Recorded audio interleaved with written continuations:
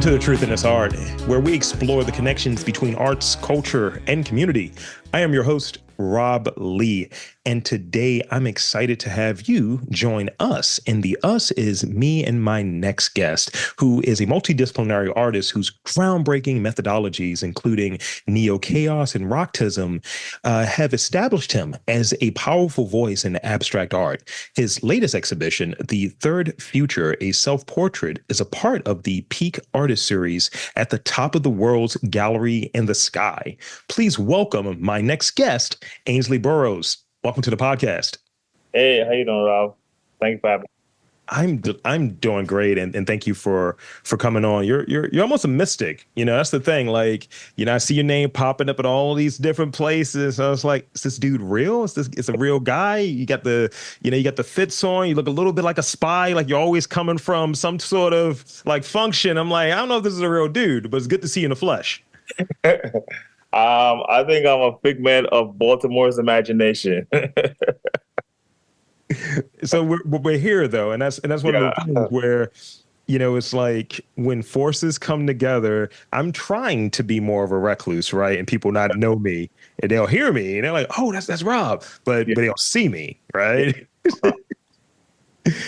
So, in that attempt to do face the name and voices and sharing stories, I want to give you the space in this beginning of the conversation to introduce yourself. I think there is a lot of strength and a lot of interest when someone shares their story and what part of their introduction they want to share. Like some people will say, "I'm just an artist. I do my thing," and others will go to like the 30-minute, like, yo, I want the director's cut. So if you will, introduce yourself and tell us a bit about your journey as an artist. My name is Ainsley Burrows. Was born in Kingston, Jamaica. Moved to the U.S. when I was 15 years old. Went to school here, high school, college. Did a part of a master's program. Studied business, which is kind of interesting as a background for artists, right? Yeah. In college, I started writing, became a poet. From there, became a novelist. And somewhere in that whole process, I just got this bug in 2009 that I just needed to paint. And I just started buying painting books, paint, canvases.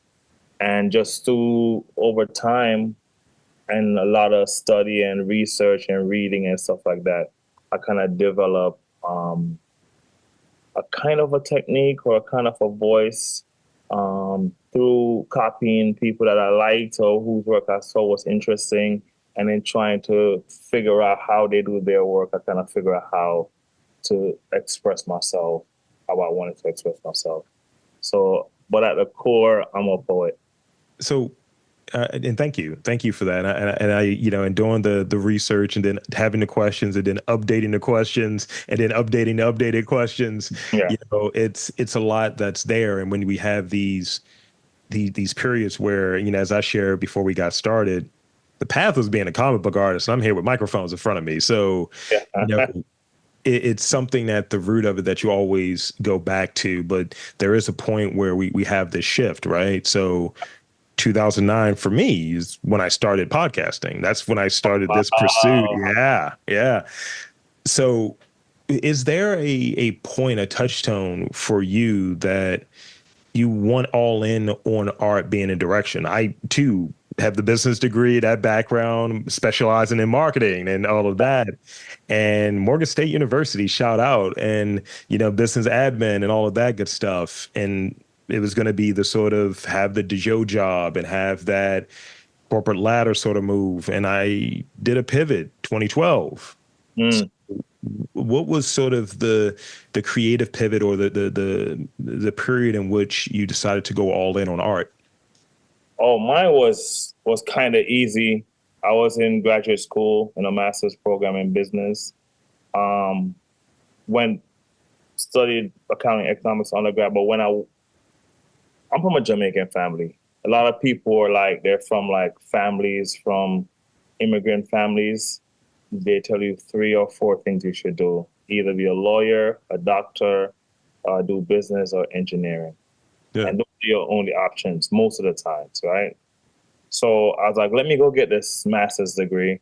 And in the second semester of my first year, I had this really bad car accident. Like the car rolled over 5 times. Oh, Nothing happened to me and my other two friends in the car. Like nothing. The car was totaled. I mean, like crushed in. wow. We can't explain it to this moment. We have conversations every now and then about it, and it's like it's still unbelievable.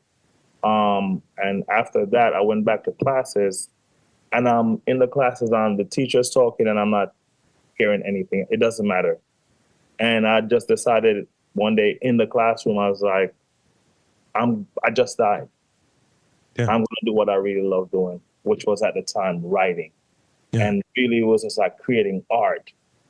But writing was just the thing that was a placeholder, right? So I knew that. And I also, all through my college years, even though I was studying business, wasn't a member of the business society, wasn't a member of the accounting society, but I produced a ton of events on the campus.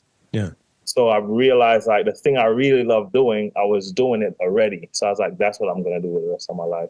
I left school and I just went straight into writing. That'll do it when you have sort of the whatever one believes in, but for the sake of broadness, like say the universe, it gives you some sort of signal. Yeah, be like, is this what you want to do? You sure, bro? Like, all right. You should probably do this though. And Yeah. And I'm like, no, I'm gonna go do the business thing. I'm gonna do the business thing. The universe, all right, one last chance. like, look, I'm gonna hit you over the head next time. Like, No, for real.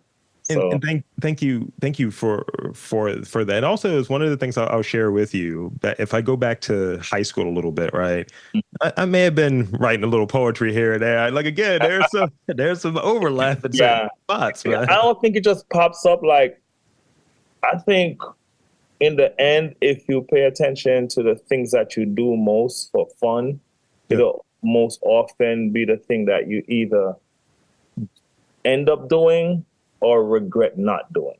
That's a good Because point. there's certain, I had met this one guy once, and at the time I was like full on traveling and performing as a poet. And he says to me, "What do you do for a living?" I say, "I'm a writer." And he just froze for a second, and he's looking at me, and he's like, "Wow, how is that being a writer?" I said, "It's cool, it's ups and downs, and you guys travel a lot, blah, blah, blah." I asked him what he did. He's like, "I'm a lawyer." And he said, "My entire life has been an act of cowardice because he wanted to be a writer, but he just wouldn't take that leap." And sometimes you have to take that leap. And definitely I have, I have a few questions in that vein a little bit later that I think will be very timely. And so talk a little bit, I'm curious as far as, diving deeper into like painting and into that side of your work, because, again, I think, there are through lines, and folks will say, "Hey, I'm a storyteller and I do my storytelling through these different mediums," right? And that's valid. And as you're like, "I'm a poet, man." And and the visual may be one of the mediums. So speak on sort of diving into painting and that side of things. For me, painting wasn't so much like going into a different medium, Yeah. as more, for me, it was just learning how to use paint, right? So it's like the medium, me going into painting wasn't as difficult as people thought, because I had friends who were poets, and I'm like, "Yo, I'm moving into painting, and it's really fulfilling." I was like, "Yo, you should try, It's like, "No, that's not my thing. I don't even know how to draw." I'm like, "You don't have to know how to draw. You just have to practice with the paint, and you'll learn how to work it, right?" And basically what I did was all the tools that I had for writing, I just transposed those into painting. Mm. Most of the times that I was kind of like learning about painting, I was just trying to figure out, how does the paint move? How does the paint work? How do I get the paint to do this thing? And if I get it to do this thing, how do I get it to do this other thing? And once I know how all of that works, then I could then take the tools that I have in terms of like composition or layering foreshadowing or whatever I want to do, I could use that. I could use those tools for painting. Okay, that makes sense. That makes sense. I like that. So I always hear when people talk about this podcast, right? Which, like you're probably gonna like be around that number 800 when that drops, that mystery number, right? And they talk about how prolific. Like, man, you always got something new dropping. Yeah. I'm looking at your background. There you're prolific. You're putting up some numbers, and I see this sort of 4-year period where you created the Maroons Rebellion, a series of 125. Yeah. So using that as an example, or anyone that you want to talk to, but I'm using that in terms of the framing, that's a lot of work to talk about sort of your creative process, and if you will, include the most like interesting part of like your creative process. It could be recent work, it could be that, but just tell us a bit about that. So I'm kind of like, I have a kind of obsessive personality. Okay. But with a purpose, right? I'm not just obsessing over random things. I could choose a thing that I love and I obsess over it, right? So like, and I give myself really difficult timelines and deadlines. So in writing, I used to do this thing called 100 poems in 100 days. And it was on Facebook. We'll get a ton of people from around the country. It'll be like 50, 60 people. And we try to see who could write 100 poems, one poem each day for 100 days. So it's kind of like developing a certain kind of discipline, a certain type of practice that's like, I'm trying to be the best. It's like I want to be the Navy SEAL version of myself as a writer.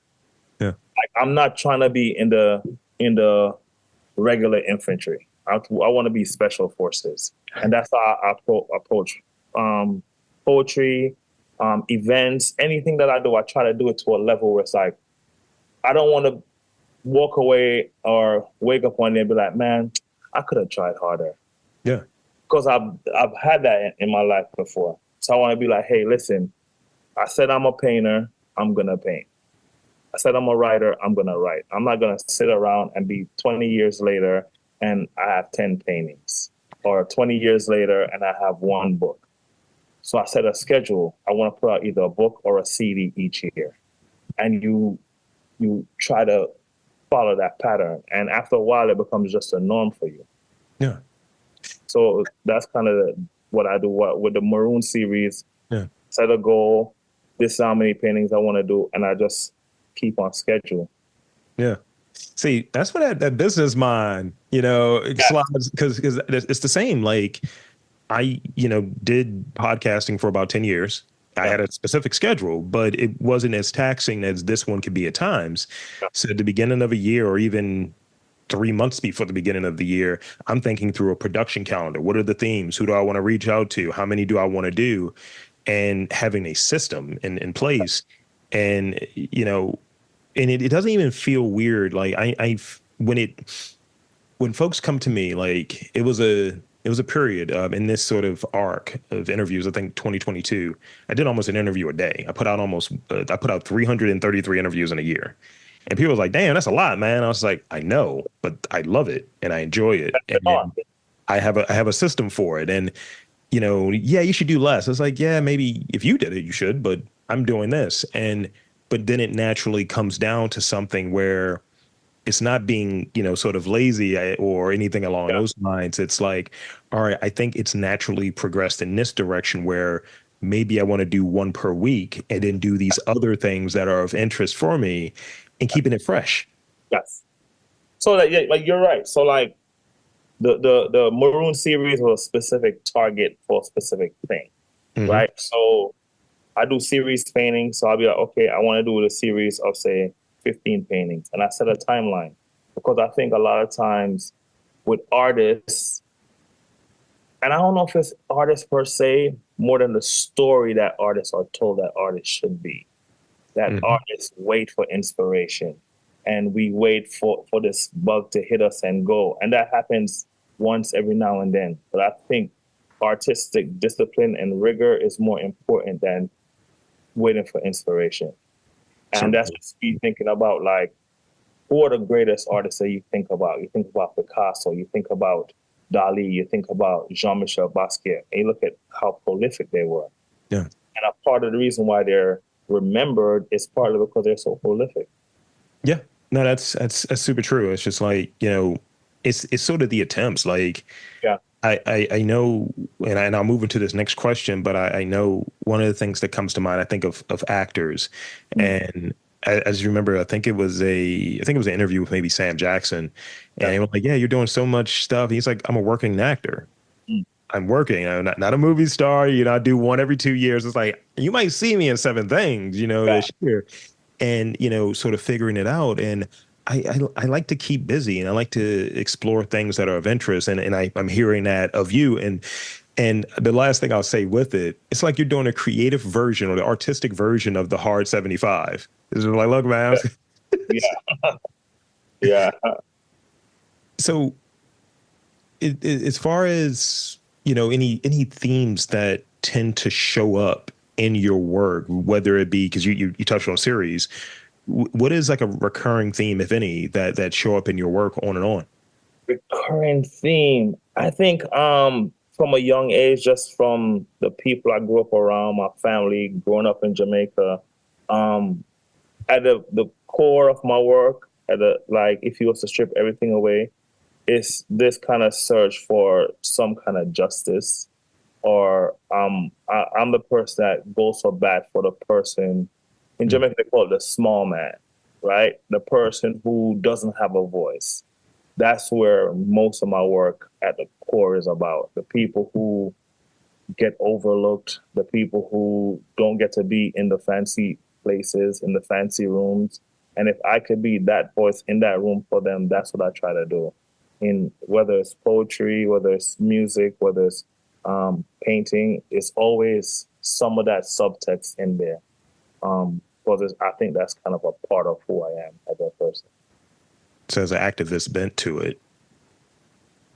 Not activism, I would say activism, yes, on the front, right? But at a more personal, intimate level, it's just almost like you're advocating for the person who's not here. I hear you. Yeah. Yeah. So it's a similar thing, but it's a little different, right? Yeah. And it depends on the day or the time, right? Where it's like sometimes I become an activist, right? But in general, I'm advocating for the people who are not here, for the small man, for the people who get pushed into corners, for the people who get told to shut up, for people who you don't get to speak, or we don't need to see you. Yeah. So I relate to that, and that's a piece of what is baked into doing this, where too often folks that look like you and I, oh, your work doesn't matter, oh, your story doesn't matter, and it's just like, well, I'm going to use whatever microphones and internet connection I have to help folks get their stuff out there and broaden what that conversation and what that canon sort of looks like, and have the real story in there, not sort of the sanitized. Yes. Yeah. Let's get to the authentic of it. And so I want to move into this question because, right now it's a momentous time. I'm hearing, there's a exhibition that's happening right now. Let's talk a bit about this. I see the third future, a self-portrait, right? Third future, a self-portrait, is up at the top of the world at the World Trade Center in Baltimore, Gallery in the Sky. Yes. 401 Pratt Street, if anybody wants to go see it. Opened on September 12th. Was an amazing opening with it was hosted by Lisan Basquiat. Yeah. We did a really dope talk back and forth about the art and the process and the why behind the art and things like that. So let's talk a bit more about it. Like, what was the sort of inspiration for this body of work, and even the significance around the name of the exhibition, because it's one of those names. So let's talk about it. So the third future, right? The third future. Let me explain the third future before I go anywhere. So one, there's 1 second that leads to the next second to the next second, and that's like the prescribed future, right? Like if you just go 1 second to the next second, you'll get to this future. Like I'm gonna get to 51, or I'm gonna get to 65, or I'm gonna get to 80 years old, right? Sure. That's a prescribed future. Some people might say, I'm gonna find a different path than that future. And that different path is a second future where they could say, hey, I want to go this way, and I want to make a different future than the future that's prescribed for me.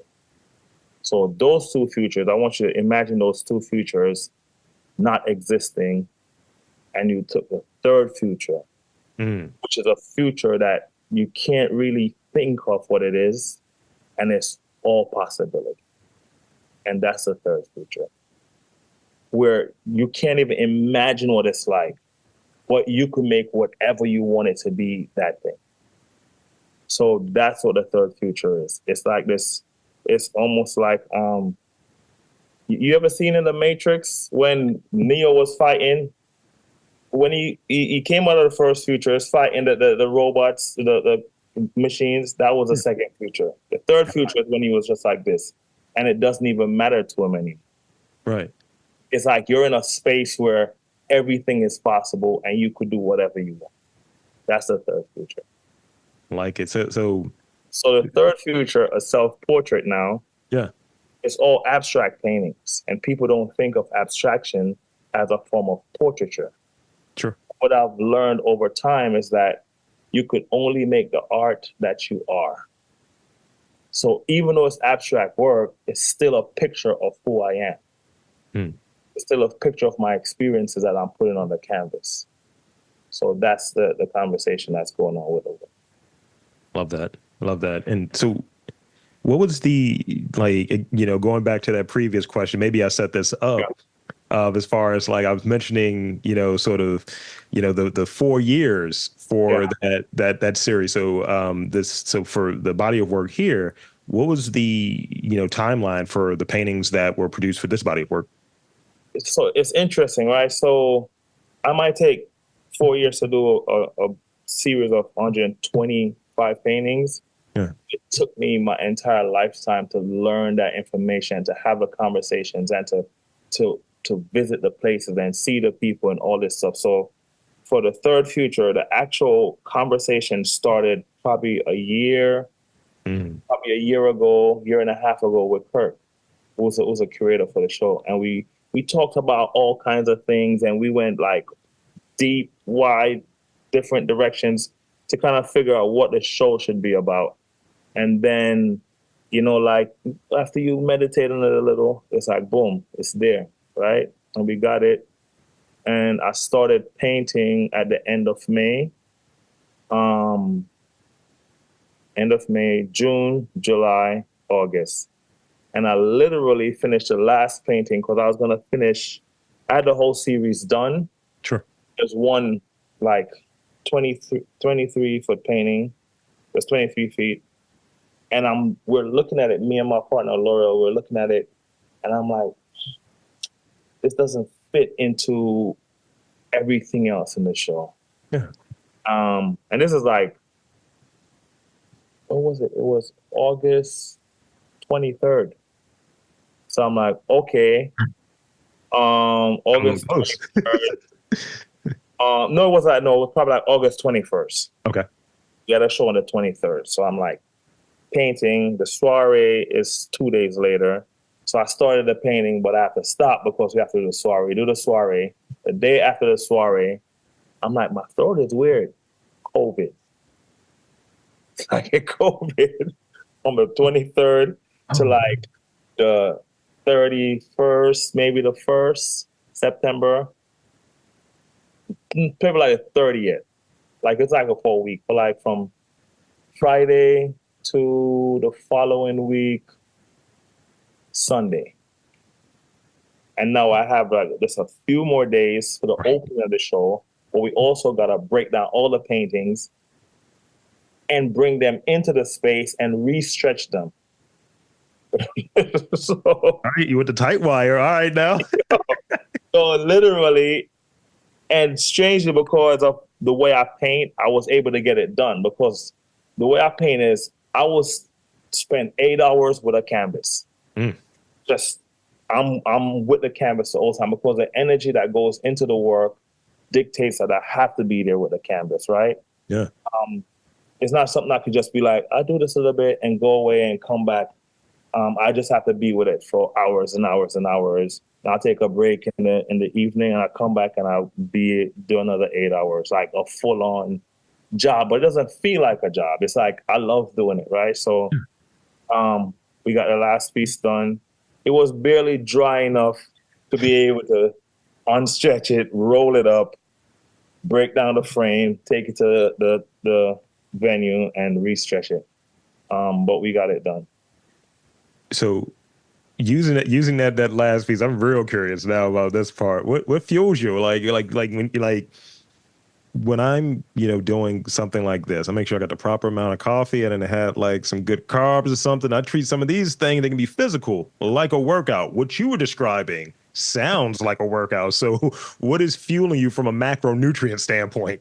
Oh, it's kind of crazy, right? So it's not even for me, macronutrients. I've always been like a super hyper kid since I was a child. Yeah. I've always had a lot of energy. I've always been like, that kind of person. And painting is probably the perfect thing for that because then I could just use all that energy for that, right? So it's not like I have to do anything extra to do it. It's just like that's how I function normally.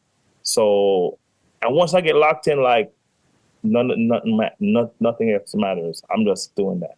I love that. I love the discipline there. And yeah, like once you get locked in and engaged, like at a point, I've said this on this podcast a number of times, but I have a day job. I'm splitting time and all of that and have all these other obligations, but I figure out a way to make it work. I'm a data analyst by day. So I'm figuring it out during the course of the day. It's like, all right, I got 2 hours I can put towards this. The 2 hours is the 2 hours. That's just what it is. And I think in each of those instances, like as I shared with you before we got started, I did this. I moderated this thing. I go out of town to do work now, as I raise an eyebrow. And I always learn something from each one of these things. I could do really bad at it or feel like I've done bad at it, but I'm learning something that I can apply to the next opportunity and to the next and so on. So talk a bit about that as far as, sort of the third future and how the experience, the sort of full scope, like it's here, we're out here at this point, right? How that carries over and maybe shapes your thinking moving forward, or even your ideas and the ideation that's moving forward for the next work. Yeah, so it's interesting you ask that question and go in this direction because part of my practice is that whenever I create a series of paintings, I always find something in that series to then create the next series. So like I could literally show you a straight line through all my paintings going right back to the first painting. So it's almost like it's a kind of evolution where I'll do a painting and there's this one piece in it. I'll be like, I really love that part. And then I take that and do a whole series on that whole part. And then from this new series I did, I'll find something in there that I think is interesting. I use that thing to make a next series. And sometimes they might not look the same, but you can see the lineage. You can see how they're connected or how they grow. And I always circle back and put some of the features of the grandparents in the grandkids. So you could say like, oh, they're related. And there's certain little things that I do. So it's kind of like, it's just a process of like creating and learning from what you create or from what you make, and then analyzing it. Because even while I'm painting, I'm thinking about it. Like, what is happening here? Why does a paint move like this here? Oh, so if I let the paint dry out for 3 days, I'll get a different kind of viscosity, different kind of texture. And I'm like, I really like that. So I make a whole series with the paint dried out for 3 days. So it's that kind of like, they call it like you learn from, you learn from what you've done before, because you take that thing that you learn and you expand on it. You be like, oh, this is cool. And then you do anything over. So it keeps growing. That's good. It's learning from, each one of the things. And, I think that's really, really what it is. And even going back to one of the things you touched on earlier, it's like going for that greatness, going to be great. So learning from each one of these things and just being curious and exploring, like, all right, if I do this and I try that, let's see if I can play with this a little bit more. Yeah, that's important. And I think it's just kind of fun getting in the weeds of your own process and your own work. Yeah, I'm super like, oh no. I think this teacher when I was in school got me into this space, super analytical. Yeah. Like when I was in high school, I had this teacher named Miss Gabaya, and she's from Trinidad, big literary culture in Trinidad. So she's like, okay, you gotta read Sound and the Fury, Great Expectations, Invisible Man. I think it was those three books, might have been four. And she said what we had to do was every page that we read, no, every 10 pages, we should write a journal entry. Yeah. About what's happening with the characters. What do you think is going to happen next? And what other characters, how the other characters are going to impact that character. So imagine reading Great Expectations and doing that for the whole book. So after a while, your brain just automatically adjusts to being super analytical about everything. Yeah. That's how I look at my work. And that's through literature I'm using to analyze painting.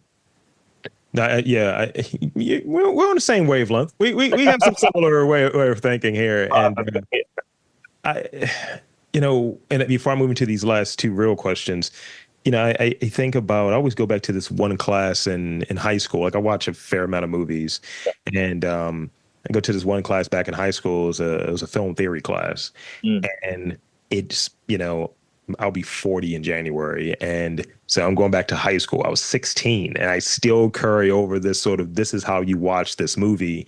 Yeah. And you're picking up that stuff. It's using the device that the teacher told you about as far as, writing these journal entries. It's just like, as you're actively watching, you're gathering these things. I don't need to watch movies more than once now, because for years it's been that way, but I don't need to really watch movies more than once because I'm getting most of the things and I'm retaining most of it. I learned the retention piece. Yeah. Yeah. That's the thing I love about like literature, love about movies, where it's like, it's a teaching tool that you could actually use to learn so much more about life, about art, about people. It's so much more than just entertainment. And a lot of times with that stuff, I use it for the entertainment value, but I'm always looking for the literary part or the composition part of it, or the poetry in the thing, Yeah, I'm looking for, what can I take from this and what connections can I make? Yeah, I've joked several times, and people like when I do these connections, I'll, connect, sort of the artist life component, right?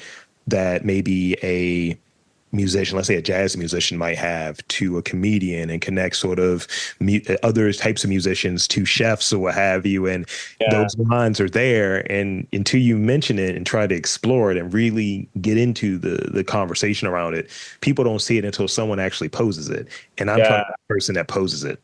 Yeah, it's fun. That too, because when people ask me about my art, a lot of times they ask me, what artists are you looking at right now? What artists are inspiring you? And most of the time they're talking about like painters or an artist. It's always, for me, it's always musicians or writers. So, cause I get more from a musician in terms of like how I create and from my process than I do from another painter.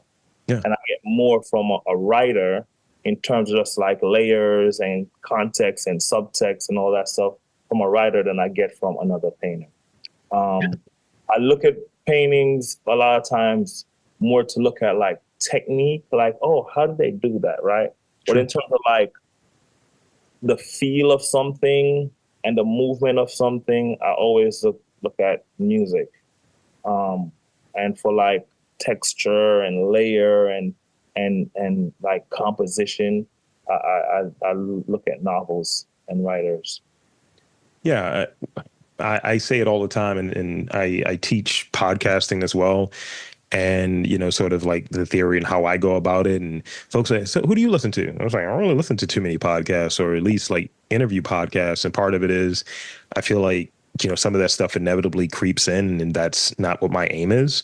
I'm curious about being able to explore, and, by virtue of it, that sort of panel I was describing earlier that I was sitting in on, and they wanted that sort of skill set. I'm there with comic, this panel I was at for the CXC in Columbus. The panel I was there with three political cartoonists, and their work is in that vein. I'm curious about cartoons. I'm curious about comics, but I don't have that background. And because I didn't, and if I had these questions, it opened up the conversation to be much more broader, because questions are coming from a slightly different perspective. And I think that there's alignment in that way, where when I'm doing interviews and I'm crafting interviews, I'm looking back more, not necessarily for someone that's novice or someone that's an art critic per se, but someone is like that has a perspective about culture and that can connect it to art and sort of the world around us. That's the thing that I'm super curious about. And a lot of times when I listen to quote unquote the art podcast, tell me about your work. They don't care about the stuff that goes into the work. Yeah. And I think what goes into the work, I have that conversation with artists a lot of times. I'm like, they're like, what do you read? What work you look at? I'm like, I live. The more you live, the easier it is to make art. And artists being recluse and isolationist, to me, is a contradiction of terms. Because I think that as an artist, you have to be speaking from a place that's being fed all the time, or you just gonna end up burning yourself out. Mm-hmm. So you have to find ways to connect with people, connect with places, connect with things. That stuff will fuel you. You'll be able to create art forever. But those are some of the side conversations that happen inside of the art world and with among artists. Like, what kind of work are you looking at? One of my favorite writers, I think this is probably one of the most brilliant people I've ever read. His name is Oshun. Well, the name of the book is More Brilliant Than the Sun. Okay. When I say it's probably the most brilliant book I've ever read. More Brilliant Than the Sun. His name is Oshun. His last name is Oshun. Caldwell, yeah. Bro. When I say brilliant, if you get a chance, a book is like, it's out of print. You might be able to find it on some website somewhere in a PDF file or something, but like, brilliant book.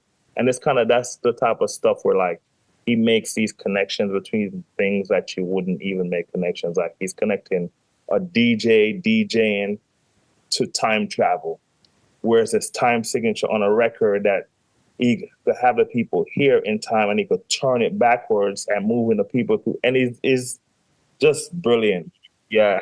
I mean, they say music's a time capsule, so that's a good distinction there. So I got these two questions, and I have a few rapid fire ones, but I think these next two are very quick questions. So this is in that vein of sort of just folks listening. We got younger artists, we have emerging artists, we have artists that are mid-career and so on. And you're prolific. You have this solo show. You're doing really amazing work. Could you speak on maybe sort of an opportunity that you've taken that you wish more like maybe younger artists or artists that are in this spot that they're kind of overlooking, but you're like, you know what, you should look at this. You should take this. All right. So for me personally, like when that starts that, right? For me personally. Yeah. Because the reason why is like sometimes I don't want to sound like I'm telling people what to do, because sometimes I'm like, whatever, right? But for me personally, hearing different artists speak about their process really helps me to look at more critically my own process, right? So like at MICA, they have visiting artists. They have visiting artists that come in here and there to do presentations. And in the summer, I was a part of the MICA BMA JJC residency. and I went to all these different visiting artists, and just hearing the way they talk about their process, it really like moved some furniture around in your brain space. You know, like, oh, that is interesting to see an artist who builds a whole sculpture, takes a photo of it, and destroys the sculpture, and the final piece is a photo. And I'm like, yo, what it would take to destroy the thing you made to have the photo be the art is brilliant. Yeah. But then it informs my work in ways that I'm holding on to work that probably I should let go of. Right? Small little things. And it's like just every single person, like I heard about their process, it kind of helped to rejigger or reframe the way I think about my own process. And I think that stuff like that really changed. Like, for example, like John Coltrane. I watched a documentary on John Coltrane, and they showed how much he was addicted to his or obsessed with his saxophone. Yeah. He'd be at the dinner table with his saxophone, and he's eating while he's so it's like that kind of obsession. I learned that from John Coltrane. Oh, like wow. Different things you learn from different people by looking at their process or learning their process. Like, oh, that's a possibility. Because sometimes what's possible, you might not be able to see it until you hear or see somebody else do it. And you're like, oh, that's possible, So that's good. That's good. I was thinking a bit of like, you kill your darlings, it's like get rid of those unnecessary things at times, or even, the thing I've mentioned this in a pod before, but the old thing about George Carlin, comedian, you get rid of your old jokes, and it makes you have to write every year. Yeah. So this is the last one. This is kind of like the precursor to the rapid fire ones. What is the most marked difference from you as a, public, like as an artist out there and as a person? Like, where's the line between, Ainsley the artist and Ainsley the person? Is there a line between the two? So I think I said this earlier. I think you could only create the art that you are. So if you know me and you know my art, you'll be like, oh, that's the same person. So like literally, like you see me, and I've known people. I had a friend, Ro. We do this thing called Perspectives together, and he's known my paintings for a while, probably like a year or so. Sure. And then he saw me do poetry, and he said, "Oh, now I understand your painting better." Wow. Yeah. Because he was only seeing a part of me before. So when he sees all of it, it makes more sense. So like the type of person I am is the type of art I make. Is right there. And I think that that's important. I think that's the authenticity and the trueness there, where, I joke about it. I'm flipping about it. I'm like, oh, I'm a carefully crafted caricature. I'll just say that, but it's real. It's like, I'm just me. I'm just, same Assad, same question, same curiosity. And, it's maybe turned up a bit here and there, but literally it's pretty much the same person. And, so yeah, I just think it's an important thing for maybe someone listening to maybe get that too as well. You know what I mean? Yeah. So I want to go into these rapid fire questions. I got 3 of them for you. And as I always tell folks, you don't want to overthink these. It's like whatever the first one that pops in your head, that's what it is. Outside of creating, making, poetry, painting, all of the things, what is the most satisfying part of a creative life for you? Again.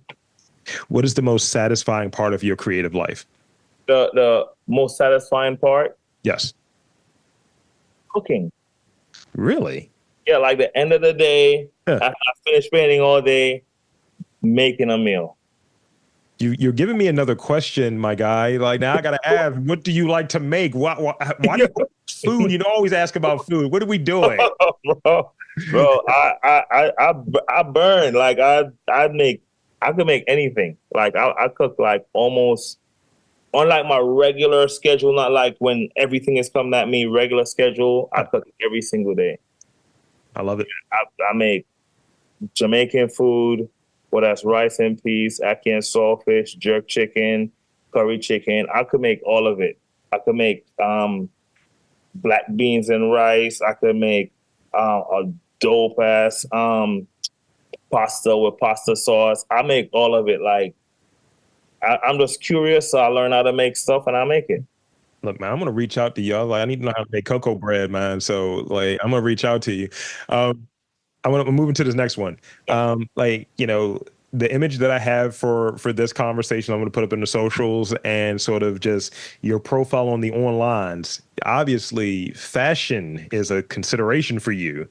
How many suits do you own, bro? Because I be seeing, you out there. How many suits do I? All right, so just to qualify this a little bit, Go on. I'm not in the regular category of people with suits because I host a burlesque show. Okay. Yeah. So I'm on stage all the time. So a lot of it that people see me in is really my work clothes. So I think I own like 21 suits, but that's only because that's my work clothes. I have to dress up for when I'm hosting or when I'm performing on stage. Okay. So it's just a part of my job. I mean, when I got the image, they reached out. They were like, "Yo, you trying to talk to Ainsley?" I was like, "Sure, let's do it." I was like, "I don't know if I'm qualified for this. Should I wear a suit when I do the interview? What are we talking about?" I know, but I really like dressing up. Like for real, like a lot of people don't see the value in it. Yeah. But like, it's like, man, like I'm out here. I'm stepping out. Like all the people in my family who don't get to do this, I'm doing it for them. I'm representing for my entire line of people. It's like they never got a chance to be fly inside of the museum or the gallery. And I'm here representing for them. And I'm sure if they saw me, they'd be like, yo, he representing for all of us. I love that. Like I have to step out sometime. Not every day, but when I step out, I step out. I mean, and I've upgraded, I've gone to the more fitted shirt. I used to throw on like the dirty Carhartt and the Doc Martens. I'm like, I'm here for art. And now it's just like, all right, you got to put a little effort in, brother. So that's what I'm doing. I'm taking advice from you. I'm going to start wearing these suits. I'm like, man, I work at a burlesque place. And I do art. I'll just like ape your identity and see if anybody knows this. It's real though. And I think it also does have impact. I think the most powerful force in the world is confidence, right? Because whether people are doing good or bad, it's always a bunch of confidence involved. And when I put on a nice suit, it's tailored. You step out, you're confident. You don't even have to think about it. It's just there. So this is the last one I got for you. So if there were, how can I put it? So if you were an artist, let's say in a different period of time, what would that period of time be? Like, hey, I would love to have been an artist during this period or this era. Which one would it be for you? I know it might be like whatever, corny or whatever, but the 20s, Harlem Renaissance, I've always been like, yo, like I really love that period of time. Like just reading about it, how it just seemed like the style was dope. The music was dope. The art people were creating was dope, whether it's the writers or the poets or the musicians. It just felt like that was like an era. It kind of feel like how now feels. Or the 2000s when I was in Brooklyn, how that felt like. It's just a bunch of artists just making dope art and, just optimistic and trying to change the world. And Baltimore is beginning to feel like that to me right now. It's a great point. It's a great point to close out on. And thank you. Thanks for having me, man. That's pretty much it. Appreciate you coming on. And let me close out here. So there's two things I want to do. Again, thank you for spending the time, spending this Monday with me. And two, shameless plugs. Tell the folks one more time about the Third Future, a self-portrait. Give them the details. Third Future, a self-portrait, is at the World Trade Center in Baltimore, at the Gallery in the Sky on the 27th floor. It's at 401 Pratt Street. It's open Wednesday, Thursday, Friday, Saturday, and Sundays. I think between 10 and 6. Go check out the work. Follow me on Instagram. It's at Ainsley Burrows Mighty. And tell me what you think. And there you have it, folks. I want to again thank Ainsley Burrows for coming on and sharing a bit of his story with us and telling us about his current exhibition, The Third Future, a self-portrait. And I'm Rob Lee, saying that there's art, culture, and community in and around your neck of the woods. You've just got to look for it.